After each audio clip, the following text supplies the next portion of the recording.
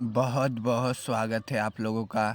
आज हम देखते हैं कि प्रेजेंट परफेक्ट कंटिन्यूअस टेंस।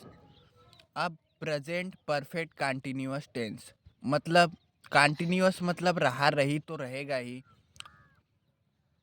और हिंदी वाक्य के साथ हिंदी वाक्य में समय जुड़ा रहेगा। इसके जितने भी सेंटेंस होंगे प्रेजेंट परफेक्ट कंटिन्यूअस के अंत में रहा है, रही है और रहे हैं देखने को मिलेगा आपको। और हिंदी वाक्य में समय जुड़ा रहेगा, जैसे वह 2 घंटे से मैदान में क्रिकेट खेल रहा है। अंत में रहा है और बीच में समय है 2 घंटे से। दूसरे सेंटेंस से और आपको अच्छा समझ में आएगा। रमेश 1 बजे से कमरे में नाच रहा है। अंत में है रहा है और टाइम बताया जा रहा है 1 बजे से।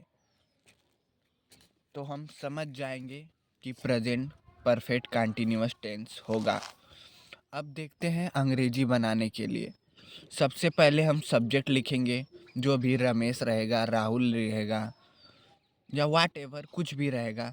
उसके बाद हम हेल्पिंग वर्ब, या तो हैज़ या तो हैज़ बीन, हैव बीन, इसके साथ बीन जुड़ा रहेगा। यदि वाक्य निगेटिव हो तो हैज़ और बीन के बीच में हम नॉट का प्रयोग कर देंगे। अगर निगेटिव नहीं है तो एक वचनकर्ता के साथ हैज़ बीन, बहुवचनकर्ता के साथ हैव बीन।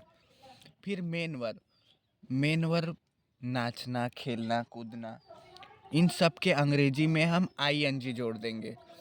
फिर एक नया टॉपिक इसमें आता है, सिंस या फॉर। प्रश्न ये उठता है कि किसके साथ सिंस का प्रयोग करें, किसके साथ फॉर का। जो निश्चित समय है, जैसे 1 बजे, 2 बजे, 4 बजे, निश्चित समय है तो उसके साथ हम पहले सिंस का प्रयोग करेंगे। अनिश्चित अनिश्चित अनिश्चित समय के लिए हम फॉर का प्रयोग करेंगे, जैसे 2 घंटा, 4 घंटा, 10 घंटा, कितने बजे से कितने बजे तक। तो अनिश्चित है, 2 घंटा मतलब 10 बजे से 12 बजे तक हो सकता है, 3 बजे से 5 बजे तक भी हो सकता है। तो अनिश्चित है तो हम फॉर का प्रयोग करेंगे।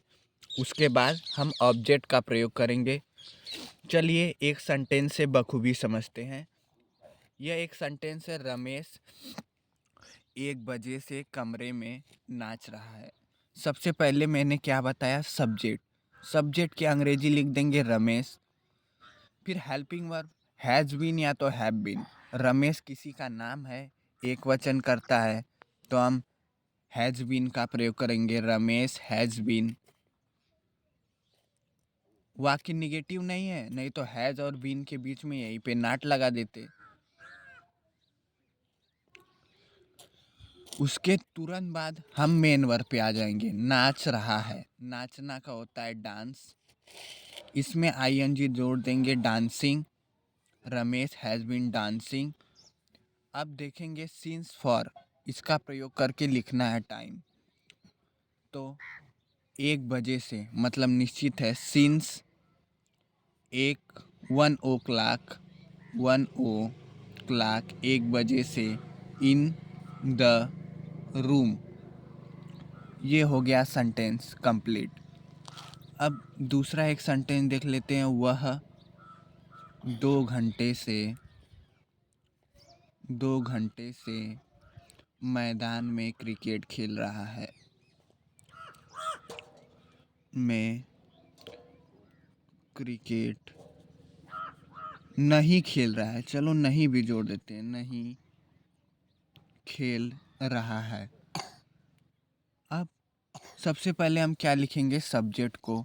वह की अंग्रेजी होती है रहा है, मतलब लड़के के लिए तो ही हो जाएगी। उसके तुरंत बाद हैज़ बीन या हैव बीन। अब एक वचन है, ही जो है कर्ता एक वचन है तो हम हैज़ का प्रयोग करेंगे। देखेंगे वाक्य में निगेटिव है का, नहीं, तो has not been, he has not been. उसके तुरंत बाद मेन वर्ब, खेलना की अंग्रेजी होती है प्ले।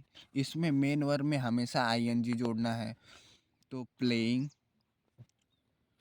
उसके तुरंत बाद सिंस या फॉर, 2 घंटे से मतलब अनिश्चित है, तो फॉर 2 घंटा मतलब फॉर 2 आवर्स, 2 आवर्स। फिर उसके बाद object 2 hours cricket in the field, in the field मैदान में। He has not been playing for 2 hours cricket in the field, question mark. तो ये हो जाएगा हमारा तैयार सेंटेंस। धन्यवाद।